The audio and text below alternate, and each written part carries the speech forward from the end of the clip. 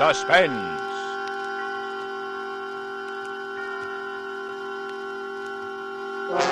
Radio's outstanding theater of thrills brings you an hour, a full 60 minutes of suspense.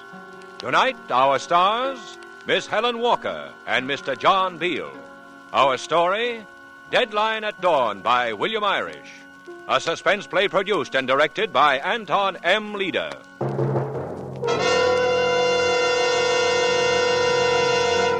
If you've ever been alone in a strange big city, you know the haunting loneliness of it.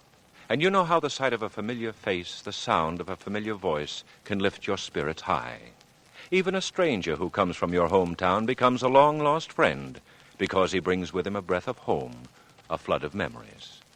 That was the emotion that drew Bricky Coleman and Quinn Williams together. But their meeting wasn't the joyful, happy kind, for it was the beginning of longing and fear and danger. And now, with the performances of Helen Walker as Bricky Coleman and John Beale as Quinn Williams, and with William Irish's great story, Deadline at Dawn, we again hope to keep you in suspense.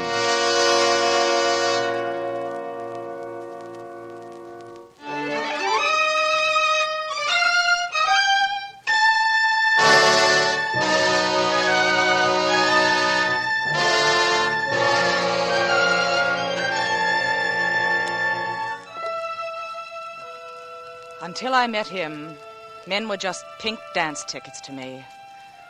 They were just 2.5 cents worth of commission on the dime. Pairs of feet that kept crowding mine all over the map, all over the floor, all over the night. They were blank faces that could steer me any way they wanted, until their 5 minutes were up. Because I was a New York taxi dancer, until I met him.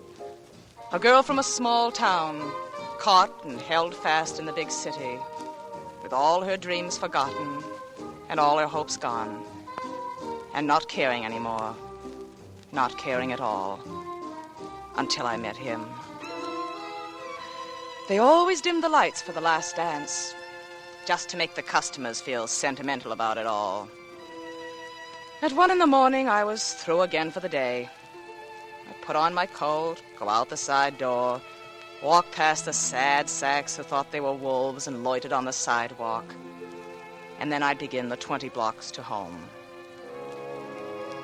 Home was a filthy old brownstone down near the river, with a long, smelly, an old army cot.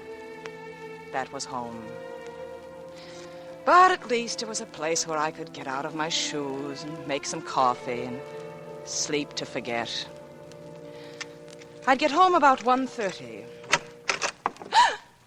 You left your door open. So I left my door open. Did you think that was an invitation to walk in? You better close it now. Hey, listen here. Close it. Please. All right. Now, if you're a burglar, you won't find anything. The rats got here first. I am a burglar. Well, then you're not a very smart one. What are you looking for, coffee grounds? I wasn't looking for anything. Well, then why don't you go, please? Find a nice, rich old lady to rob. Look, I need a place to stay for a while. I thought maybe you would let me... What, stay here? Look, I don't hand out favors. You're nothing to me. I know. It was just a hunch I had. The way you were looking at me. I thought I could come here for help. The way I was looking? I've never seen you before in my life. Well, you were looking straight at me. At the dance hall about an hour ago. You mean you were at the Cinderella Ballroom tonight? Don't you remember me? No. Well, that's funny. It's not funny at all. You all look the same to me. Namely, horrible. Well, I guess it's my mistake. But I was sure. You seemed so nice. Did I? Yeah. That's because I was thinking of home. I always do that on the job. Makes the night go faster. I guess I know what you mean. What'd you do, follow me? No. The man at the door gave me your address. For $1. Oh, he did he? Yeah, I wanted to get off the streets. This time of night, the cops are curious. I thought I saw one of them following me, so I beat it down this hall to hide. That's when I found your door open. You picked a good place for hiding. Nobody ever comes here but the landlady. once a month. Please let me stay a while. Please. What's your name? Quinn Williams. Quinn? Yeah. Never heard that name before. It used to be my mother's before she got married. I see. What do you say? You want some coffee, Quinn? Oh, thanks.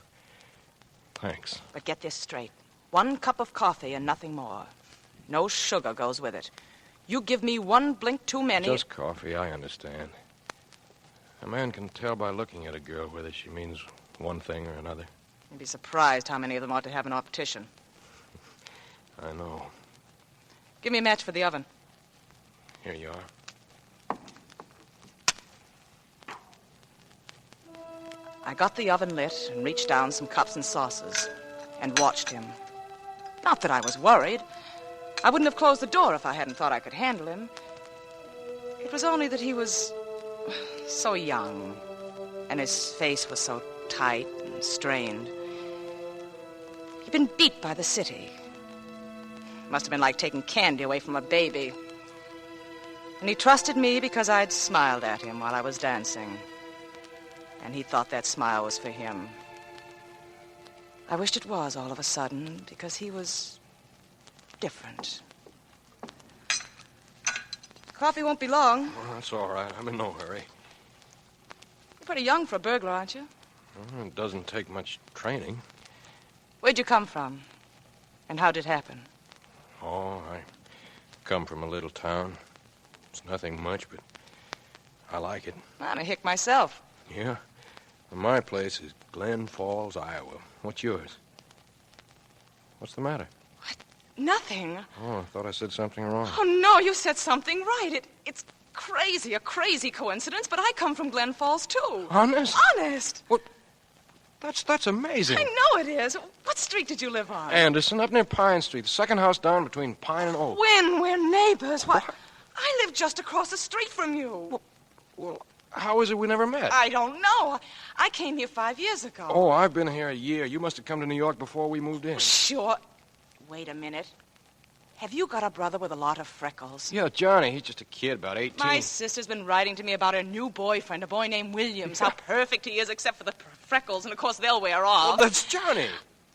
Ah, so you're the boy next door. Well, we'd probably have known each other very well if you'd stayed home. I know. I wish you had stayed. I do, too. What's your name? Ruth Coleman. Everybody at home calls me Bricky. They started it because I know, because of your hair, huh? That's right. Do you ever feel that you want to go back? Every day. There's a bus leaves New York every morning at 6. I know. I've inquired. I've got the fare sewed up in my mattress. Why haven't you gone? Because my mother thinks I'm dancing in a Broadway show. Because I'd be too ashamed. Because it's so hard to go back. Yeah, but you ought to go, Bricky. This morning at 6 o'clock. It's hard. You ought to go back. Hard going back alone. If someone could come with me, Would you come home too, Quinn? No, Bricky. You want to escape from the city, don't you? Just like me. You want to go back? Yeah, sure I do. Well, then come with me. If it's the fare you're worried about, I've got enough for both of us, including a good dinner in Chicago. Anything for the boy next door, Quinn. Thanks, Bricky, but it's too late. The police will be looking for me around 8 o'clock this morning. Oh, yeah. I forgot. How long have you been a burglar? About 3 hours. 3 hours? I did it tonight for the first time. So you see, Bricky, it's a little too late for me to go back. I've missed the bus by 3 hours. Coffee's ready, Quinn. Huh? Good. Cream and sugar? No, thanks. Black.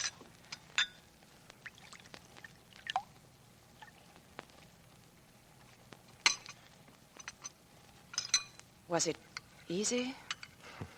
Very easy. Why'd you do it? You'll do anything when you've gone for 4 days without eating. Oh. But it's funny. After I'd done it, I went straight to the best restaurant in town. I looked at the menu and got ready to order everything on it. 2 helpings of everything.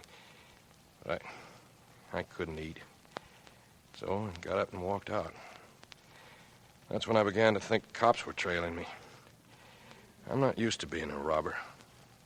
So you still got it all with you? $2,500 in cash. Divided up into small rolls in all my pockets. You want to see it? No. Neither do I. But it's there.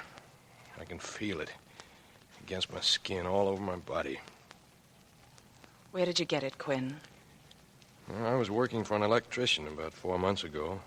One day I got a call to go to a big house on 71st Street and put a fixture in the bathroom wall. I had to cut a big hole in the wall to do it.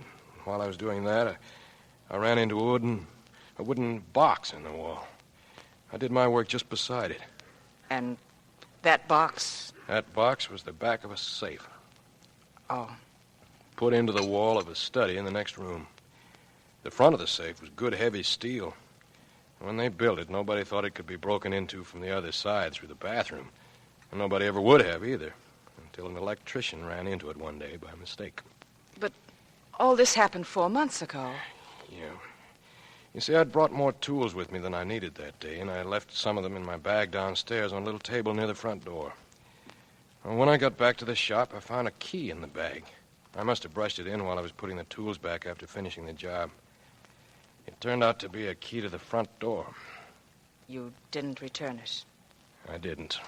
Oh, I meant to, but right then I forgot all about it. And when I did remember that I had the key, I was out of work and hungry and wanting money badly, so I went back there to the box. I opened that hole again, pulled the back of the safe out. I didn't bother with any of the papers or securities. I just took the cash. The house was empty. The man who lives there, a society fella by the name of Graves, was probably out on the town, so I just walked out the front door. Seems like 10 years ago. It was only 3 hours. So this Graves man will see the hole in the morning when he goes in to take a shower, and then he'll call the police. It'll be a quick trial, and a short one. But the sentence won't be so short. The boy next door. The boy you wave to when you come in or out of your gate. The grinning boy next door, friendly as a puppy. Go back, Bricky. It's where you belong. It's the only kind of life for you. Come with me, Quinn. I've told you I can't. They've got a long arm. They'll find me. And I'd rather have them find me here in the city. Have you still got the key? The key you went in with? Yeah. Why? Well, if you can get back in before he comes home, just in and out, long enough to put the money back, they won't come all the way to Iowa for you just for chopping a hole in the wall if nothing's been taken. But Bricky, that probably... Don't you want to go home at 6 o'clock this morning? Yes, Bricky. If he's out on the town, he won't be home yet. At least that's what we'll pray for. We? We'll go together, now. I'll wait outside for you, and then we'll go down to the terminal and buy our tickets. And wait for the bus. We'll wait for dawn together, Quinn. You mean you'd do this for me? For the boy next door? Anytime. Anything. There was no time to lose. Graves might be coming home any minute. I ripped the money out of my mattress, and we ran out into the cold, empty streets, just as a cab cruised by. We piled into it and told him to take us to 71st Street, and to take us fast. Everybody's always in a hurry. What's your hurry? The night's young yet. Never mind the conversation, Joe. Drive. The customer's always right.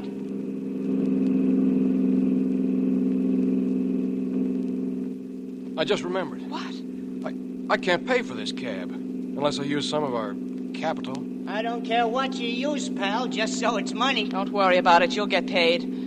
I'll pay him. We don't want to use any of our capital, not a single penny. It's all got to go back. Ricky, when we get out of this, when we get back home, I'll thank you then. I'll find a way to thank you. 71st Street. Any special number? No, just let us out here on the corner.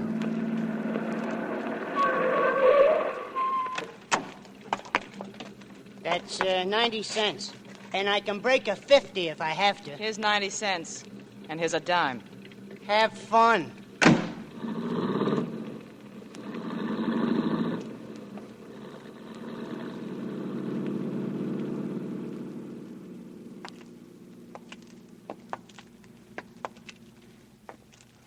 Well, here we are. Where's the house? Across the street and up a little.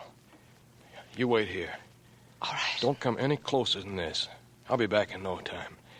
Don't be frightened, Bricky. Don't take any chances, Quinn. If you see any lights, if it looks as if he's gotten back already, don't go all the way in. Just drop the money inside the door. All right, Bricky. Goodbye, then. Goodbye, Quinn. Hurry back.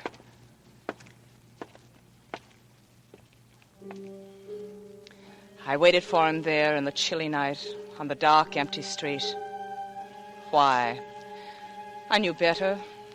New York had taught me one thing, and that was never to be a sucker for a man. But then, this was no man. This was the boy who lived across from me on Anderson Street in Glen Falls, Iowa. The boy who'd come here to do big things, to lick the town. And instead, he'd been licked. Instead, he was hiding in the dark, sneaking along the streets, helpless. The boy next door.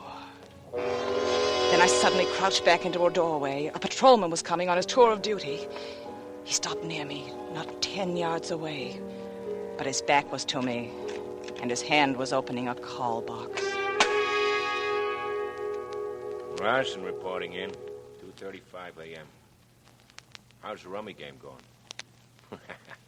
And another thing, Side. Quiet as church.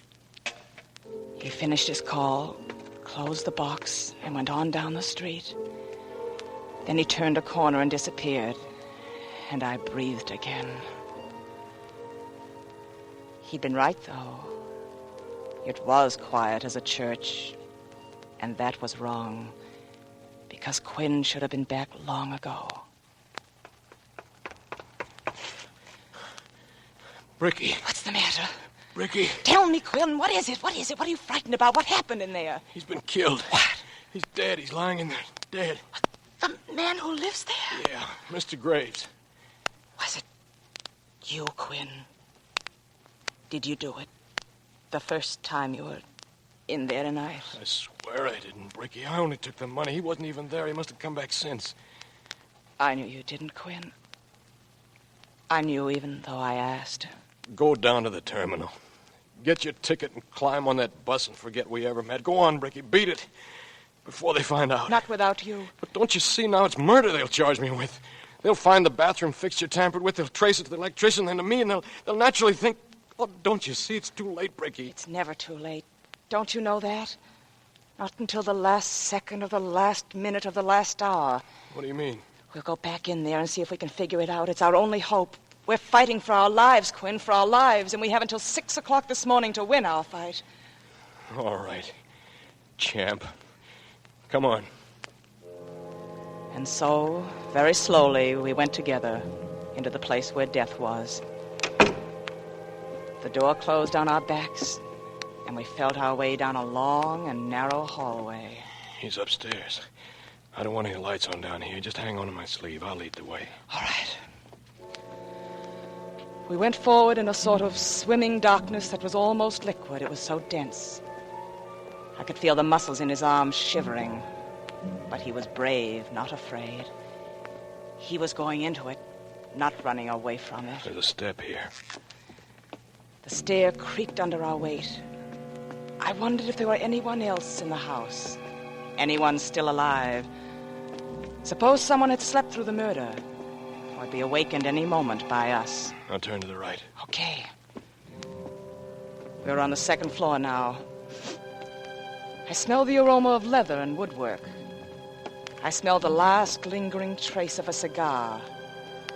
I smelled powder, a harsh, deadly powder. And then I thought I smelled something sweet. Something very sweet. Here, Bricky. All right. They say you can't smell a recent death, but I could smell a stillness and a presence in it that was more than just emptiness. Get your eyes ready. Here go the lights. The dead man lay in the middle of the study, his face was all out of focus. The lines that had been laugh lines were creases now. The mouth that had been either strong or weak was just a gap now, a place where the face was open. The eyes that had been either kindly or cruel were just glossy, lifeless insects now. This was the dead man, and we'd come for his secret. This is it, Bricky. Yes, this is it. Now what do we do?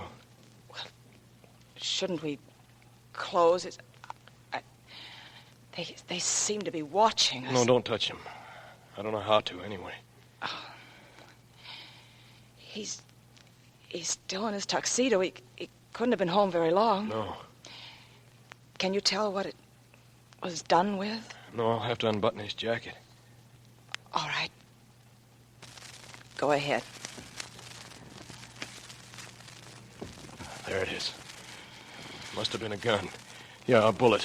It's round and frazzled. A knife would have made a slit. Then we can be sure no one else was in the house, or they would have heard it go off. And the killer must have taken the gun away. There's no sign of one lying around. So he didn't do it himself. It can't be suicide. That's right.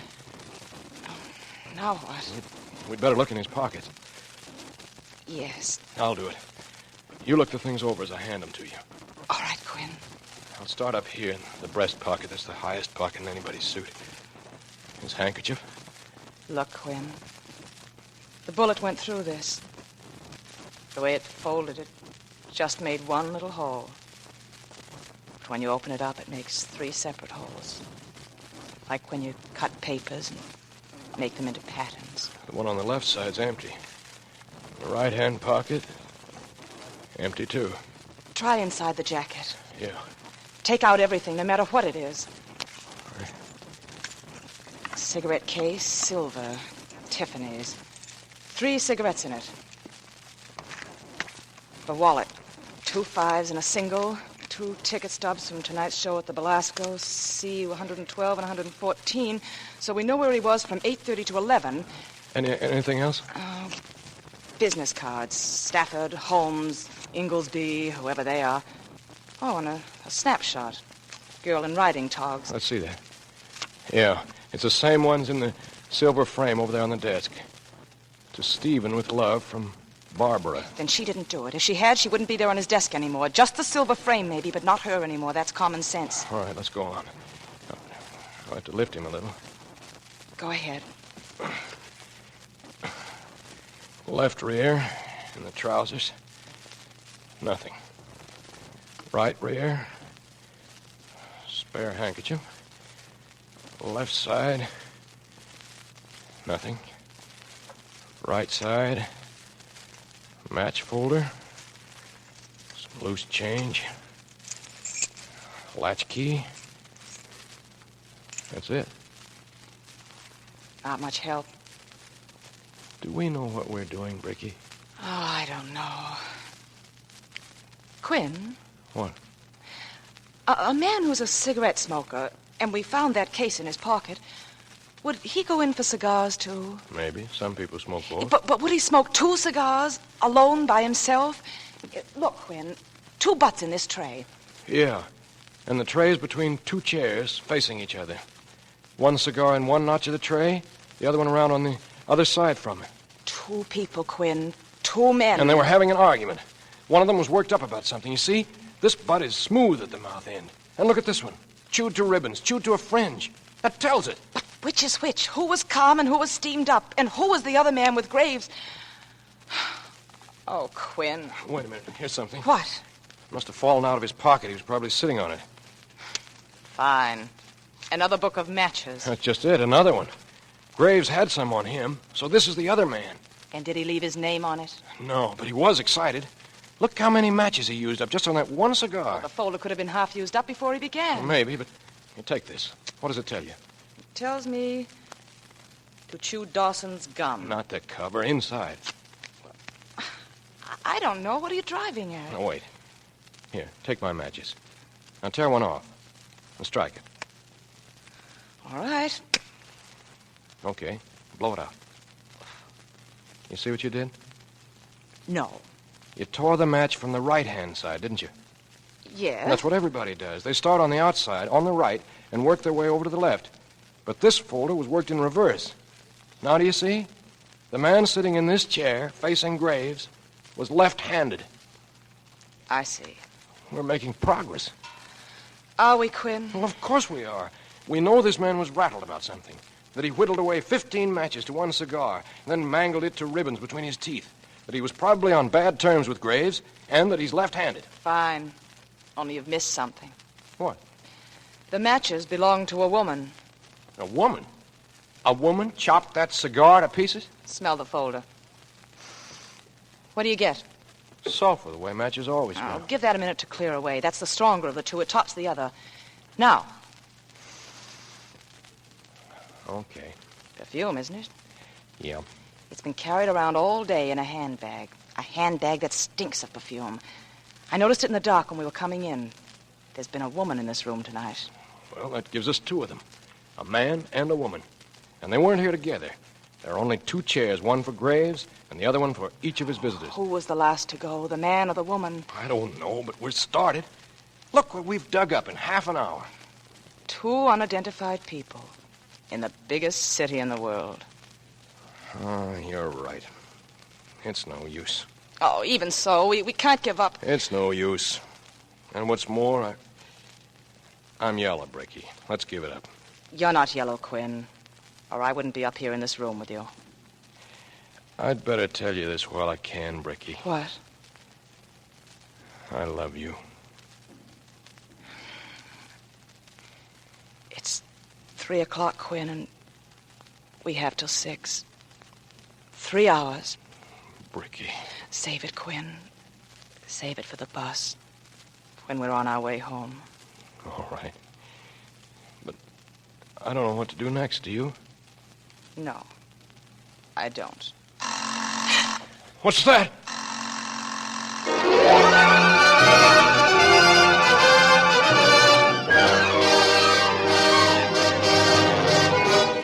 In tonight's full hour of suspense, Helen Walker and John Beale co-star in Deadline at Dawn by William Irish. Tonight's study in suspense.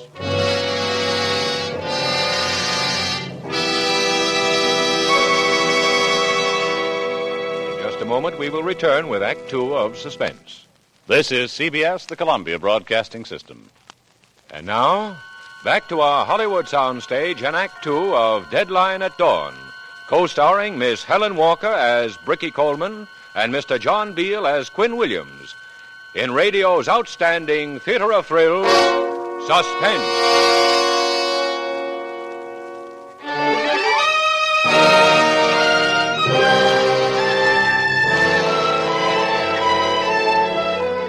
All the emotions of a lifetime have been crowded into one night for Bricky Coleman and Quinn Williams.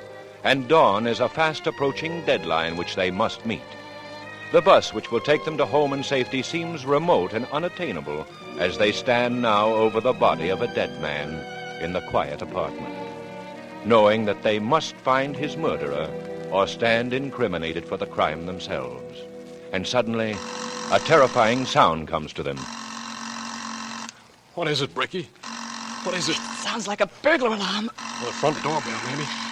Wait a minute. There's a box over there against the wall. A telephone. Follow the cord. It's in his desk. In the drawer. What should we do? I ought to answer it. Oh, be careful. You'll have the police here. They'll know it's not his voice. I'll talk low. I'll pretend I'm him. Say a prayer, Bricky. Hello? Darling, this is Barbara. I had to speak to you. We've never parted angry like this before. I know. Maybe if we hadn't gone there, to that Paraquet place, it wouldn't have happened. No. Who was she? The tall redhead in the light green dress? I don't know. You told me that before. Then why'd she slip a note into your hand? I saw her do it, you know. Did you? And then you couldn't wait to see me to my door and get me off your hands. What happened, Steve? Did this woman come by to see you afterward? Is that why you wanted to get rid of me? No, Barbara. Steve, you sound so far away. Is it the telephone? Or is it you? Poor connection. You sound so cagey. As if someone were there now. Can't you talk louder? I'm sorry. What's going on there? This is Stephen, isn't it? She's catching on. I'm sunk. Take your hand away from the mouthpiece and turn it my way. Sugar, come on. I'm getting tired of waiting. How much longer are you going to stand there talking? I'm sorry, Stephen. Forgive me. I didn't know. You can hang up now. I feel like a heel. Well, stop it. We don't have time. The Paraquet. That's a nightclub, isn't it? Yes, on 54th Street. A woman slipped him a note, Quinn. Our woman. Could be. Do you think he tore it up? Well, maybe not. Maybe he wanted to have a good look at it when he got home, alone. Let's look again. Well, I went through those pockets pretty carefully. I'm sure it's not there. We might have missed something. Quinn, turn him over again. All right.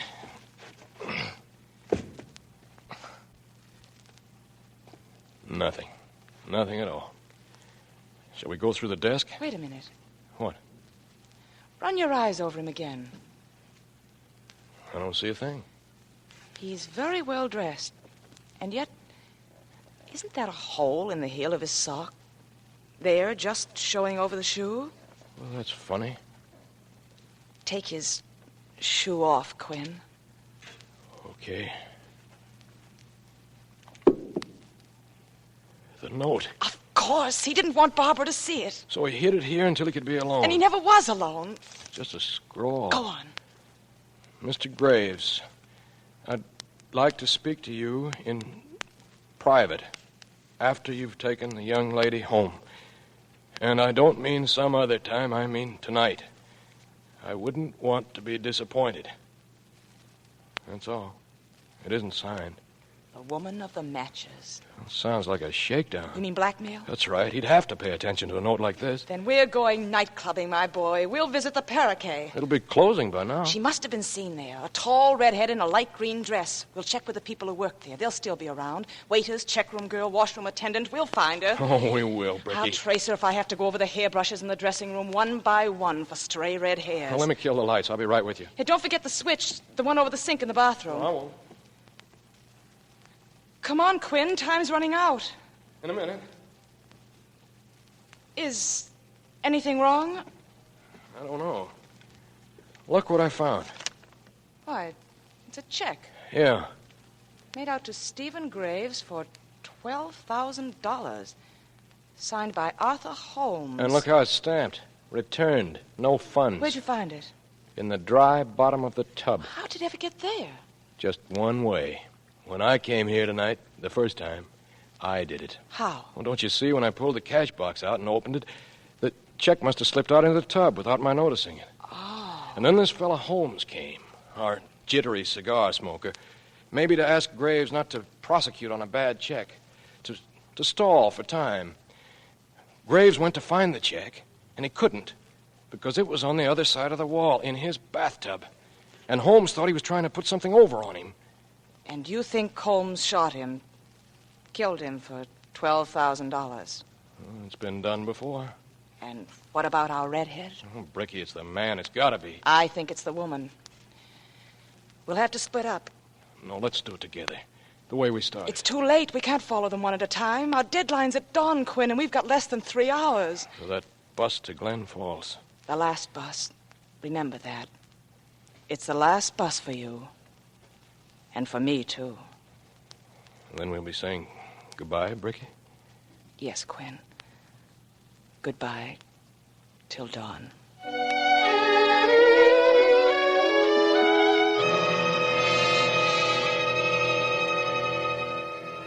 We went down into the empty streets without talking to each other again.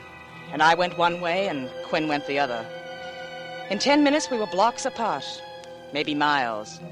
But it seemed to me that I was still at his side, still with him, as he finally found an all-night drugstore and went back into a booth.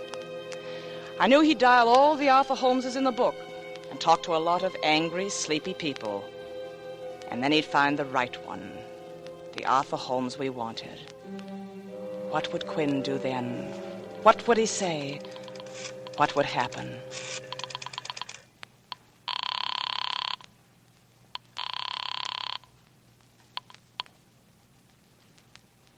Hello? Yes? Oh, is this Mr. Arthur Holmes? Who Well, Mr. Holmes, you don't know me. Who is this that wants to speak to Mr. Holmes? The name isn't known to you, Mr. Holmes, but... What makes you think this is Mr. Holmes? And are you aware that it's almost 4 o'clock in the morning? What do you want? I have a check here that belongs to Mr. Holmes. Will you let me talk to him? You're speaking to him. It's made out to Stephen Graves, and I have it right here in my hand. Where did you find it? I found it on the seat of a taxi. It must have slipped out of someone's wallet. Who was with you when you found it? No one, just me, by myself.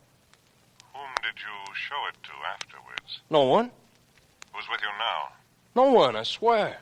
And you called because you thought I might want it back. Yeah, that's right. I'm sorry, your time is up. Deposit another nickel, please. Shall I hang up, Mr. Holmes? Put in another nickel. Tell me, what's your name? Quinn Williams. Tell me something about yourself. What do you do? Are you a married man? No, I'm single. I live by myself. Not even a roommate? Nobody. Strictly lone wolf. I'd like to see that check, Quinn. Maybe I can do something for you. Fair enough. There's a little bar called Owen's down on 51st. You know it? I know where it is. It'll take me about 15 minutes to get dressed and get down there. Is 15 minutes good for you? That's just fine, Mr. Holmes. I'll see you there. You're a cagey boy, Mr. Holmes. But you swallowed.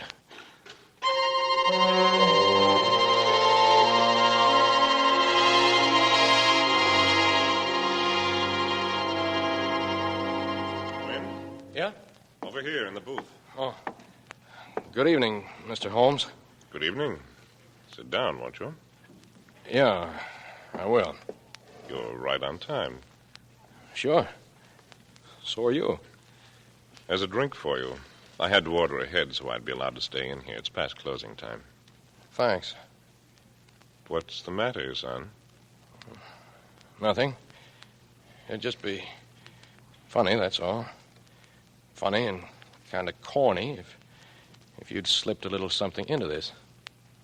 Take mine, then. I haven't put it to my mouth yet. I think I will. Well, bottoms up. Bottoms up. My car's around the corner. Would you rather talk about it there? Yeah, I would. I think we ought to be alone. That's easy, son. We can be alone.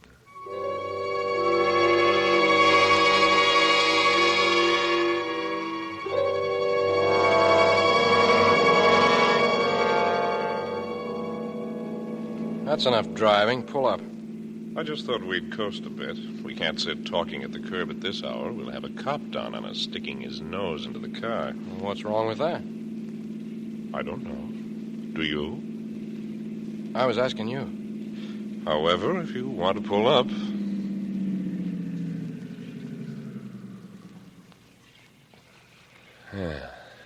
The East River. A mighty mysterious place at this time of day. You're pretty close to the edge, aren't you? The wheels are blocked. You're not nervous, are you? No, I'm not.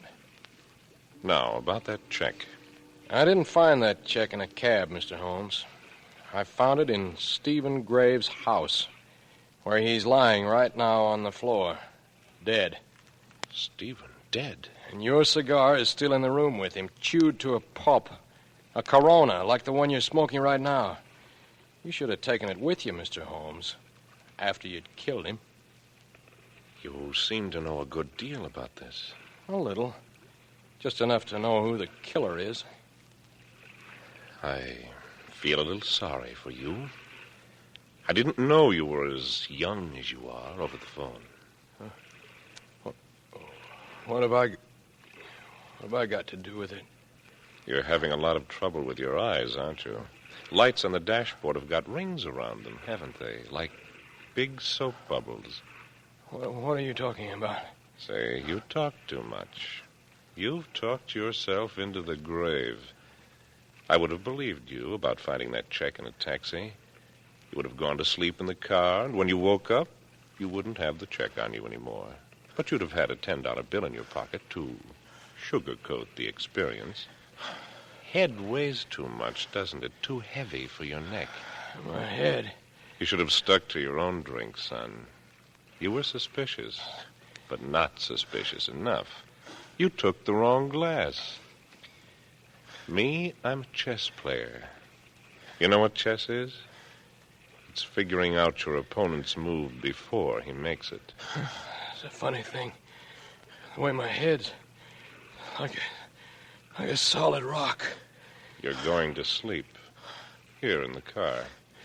Then you're going into the river without a mark on you. But I'll take the check before I dump you. It's probably in your shoe. It's about where your type of youngster would think was a clever hiding place for it. Just clear my head. And then kick. Trying to kick out the glass, son?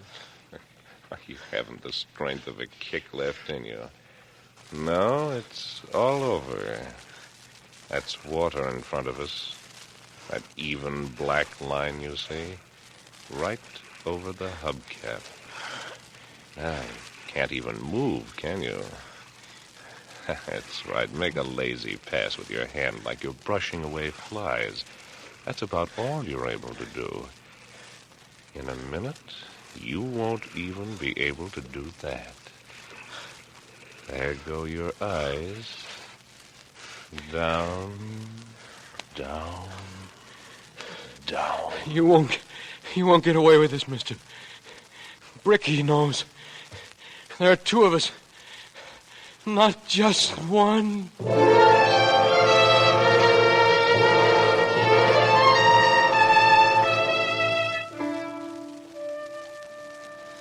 And so I walked away from Quinn, and I was alone again. I'd met him only a few hours before, and with him I'd met my past and my home and everything I loved and wanted. And now I was alone again. Somewhere in this sleeping city, Quinn was after his man, and I was after my woman, my redhead, my long-stemmed American beauty. The nightclub Parakeet was dead. Dead, but not quite cold.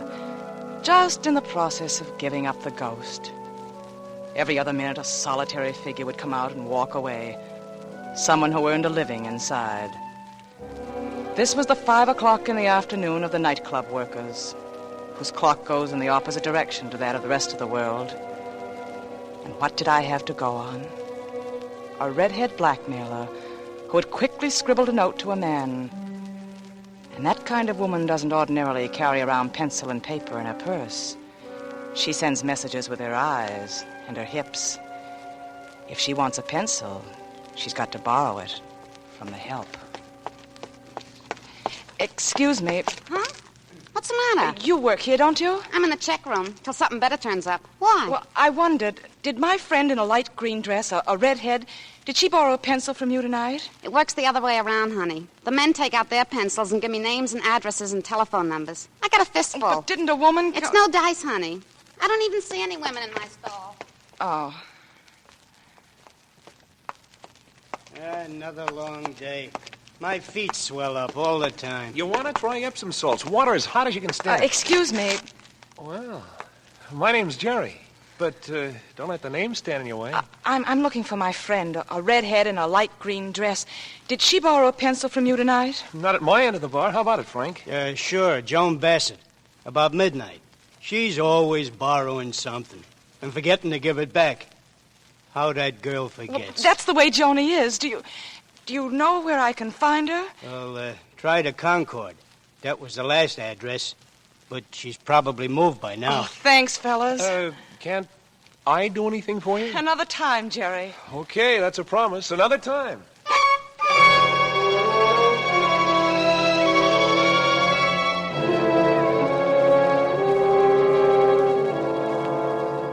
Yeah, what can I do for you?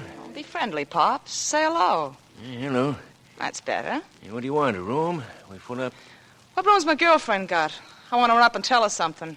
You know, Joni. Joan Bassett? Yeah, Joan Bassett. Only we don't have to be so formal. She's in 409, sugar. Hey, wait a minute, I'll try it. Oh, skip that. She don't have to put on no airs with me. Who's she kidding? I know she's 2 weeks behind no rent. All right. If you know that well, go on up.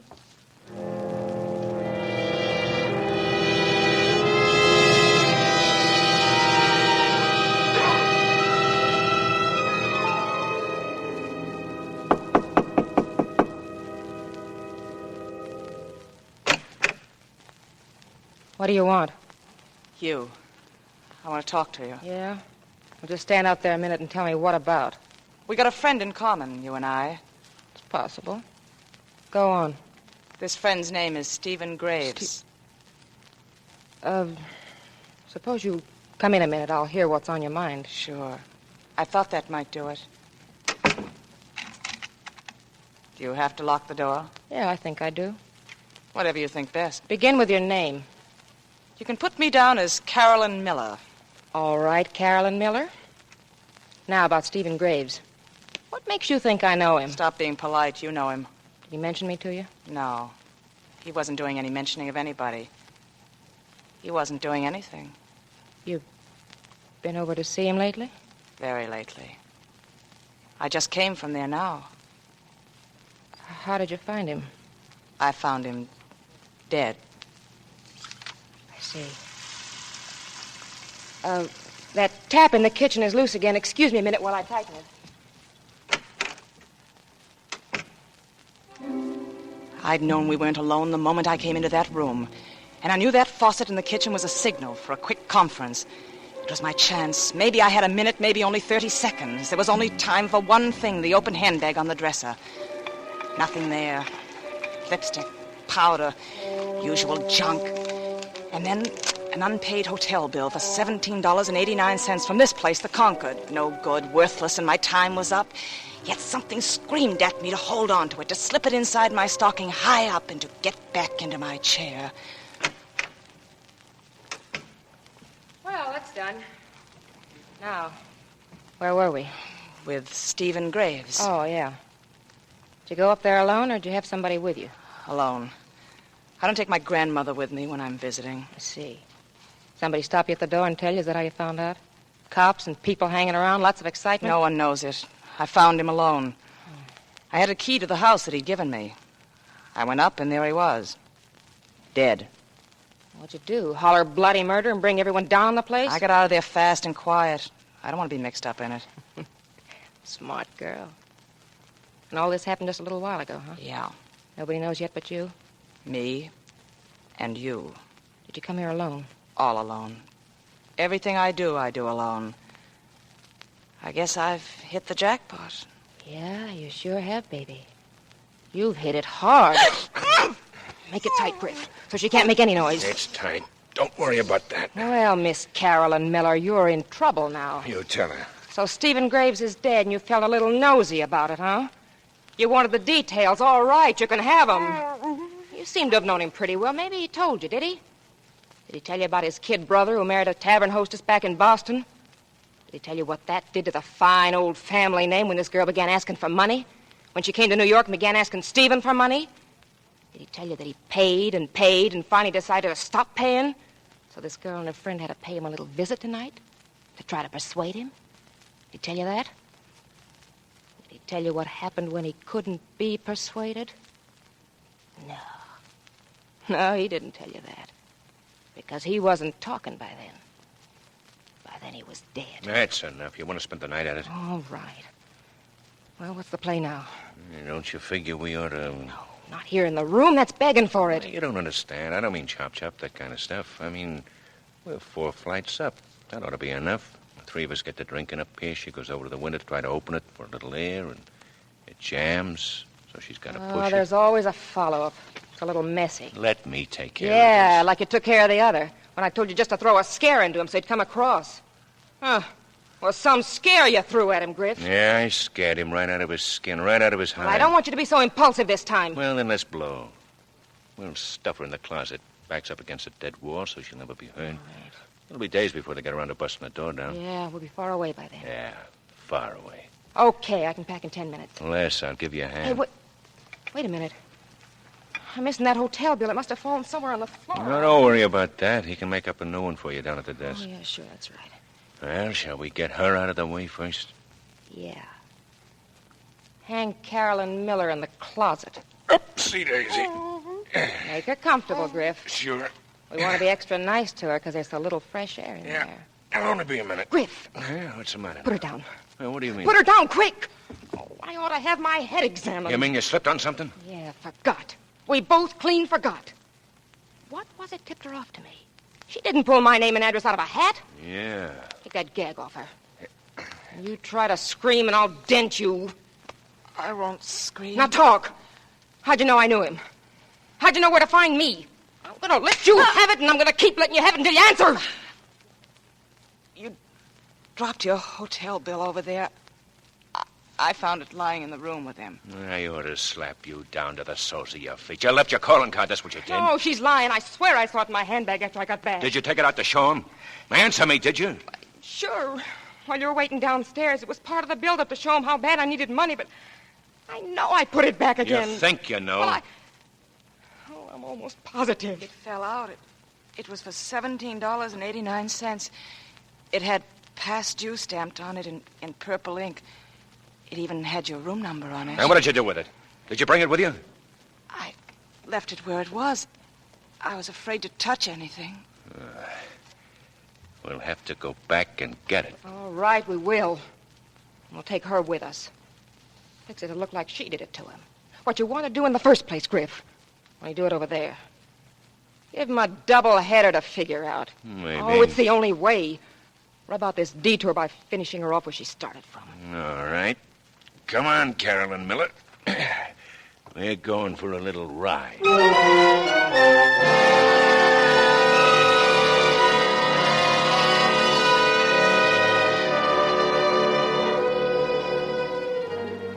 And so I went back into Stephen Graves' house for the second time that night. They pushed me ahead of them in the darkness, whispering to each other not to use any lights yet, just as Quinn and I had done a few hours before. Or was it a few years before? Then we were in the study, and the lights were snapped on, and the dead man was still on the floor. And nobody stepped forward to say, "Bricky, is that you?" No, he wasn't there. Quinn wasn't there, waiting to help me, to save me. Now, let's do what we have to do and get out fast. No, not yet. There's something else first. Well, you. Where is it? Where's that hotel bill? Where'd you say you saw it? Over there by him is where I said. What? And you believed me. Then you didn't. You lied. I lied. Where is it? Where have you got it? That's your little problem. Let me have the gun. I'll do it. Here it is, Griff. Get away from him. Move over. Stand still, Carolyn Miller. I want to come real close. I want them to worry about whether it's suicide. Yes, Griff. I'll stand still. Good girl, Carolyn. Good girl. It didn't hurt. It didn't hurt at all. And I opened my eyes to find out why. Griff stood in the middle of the room, his face contorted, an arm squeezing hard around his neck. And behind his face was another face, a face I knew, Quinn's face, the boy next door, fighting for me, fighting to save me. Then Quinn went down, all lopsided, and Quinn was on top, punching at him again and again, and Joan was racing across the room with an andiron, raising her hand. I never played football as a little girl, but on this night I decided it was time to try.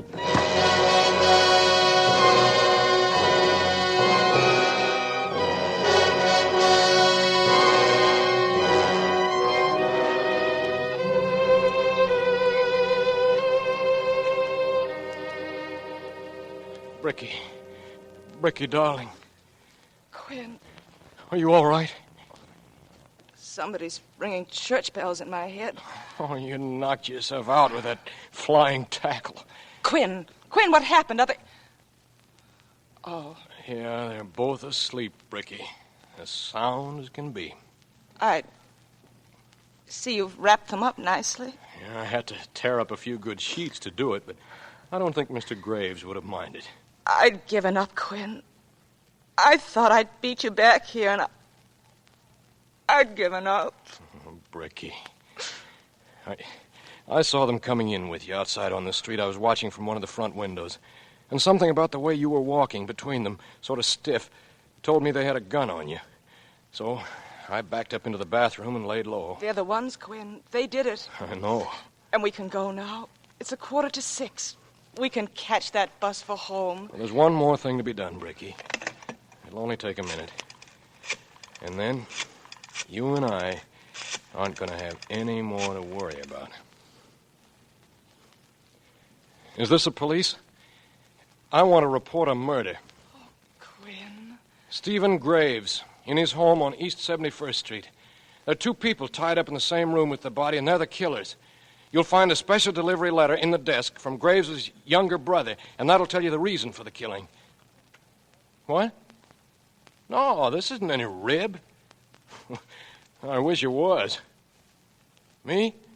Well, just a guy who happened to be passing by.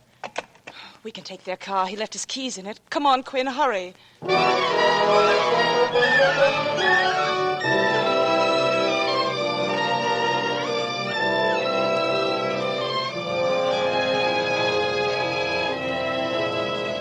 Faster, Quinn. Oh, we'll make it. Don't you worry, Bricky. I'm not worried. I know we will. What happened to you tonight? Did you find Holmes? Yeah. And he tried to kill me. Quinn! It was your name that saved me, Bricky. I called out your name. I told him you were in on this with me, and he changed his mind in a hurry. Then we saved each other. That's right. What about the check? How did it figure? Well, Holmes was caught short when he wrote that check, and Graves got sore when the bank returned it. They talked it over tonight, and it ended up with Graves giving him another day to raise the money. The reason Holmes was so jittery was that the check seemed to have disappeared. He didn't know what Graves might be pulling. And, of course, Graves wasn't pulling anything with that check lying in the bottom of his bathtub. You told Holmes how it got there? Yeah. And look what I've got. $200. Quinn! No, I didn't steal it. After he decided he wouldn't kill me, Holmes and I got very chummy. He said we'd both made a mistake in the same night. Me breaking into a safe and him with his bad check. He'd slipped me a pill earlier in the evening, and now he was walking me around to sober me up. That's when he gave me the money. A nest egg for me, he said. I could send it back to him a little at a time later on. We'll send it back, Quinn. We, Bricky? We're in this together, aren't we? Yes, Bricky, we are. Oh, look, Quinn. We made it. We're in time. The bus is still there. Come on, Bricky. Let's go on home.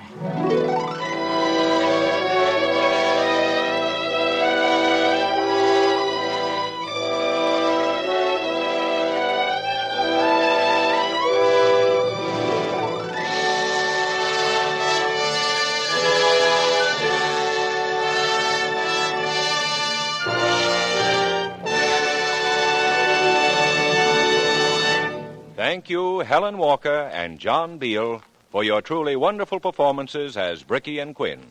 And to Lillian Byeth, Rye Billsbury, Edith Tackner, Buddy Gray, and Bill Johnstone, thanks for your splendid support. With this performance, suspense leaves the air for a short vacation period. We will return on Thursday at 9 p.m. Eastern Daylight Saving Time, starting Thursday, July 8th.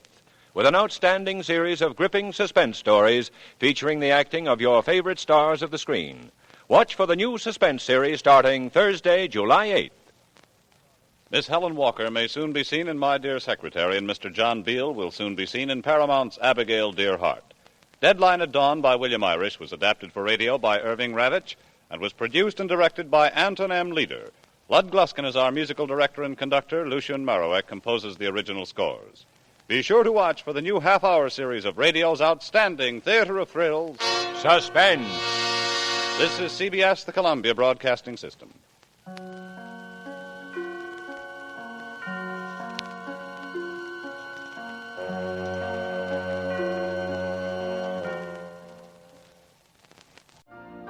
You've been listening to the OTR Gold Network. Find more classic radio at otrgold.com.